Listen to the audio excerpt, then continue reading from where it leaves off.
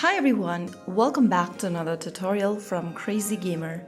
Today in this video we will be learning how to take pictures in Genshin Impact. To take pictures on Genshin Impact, first of all open the Genshin Impact application, and while you are inside the game, tap on the Paimon menu icon at the top left corner. Now, from the left hand side menu, look for the camera icon and tap on it. This will now open up the in-game photo mode. Adjust your view.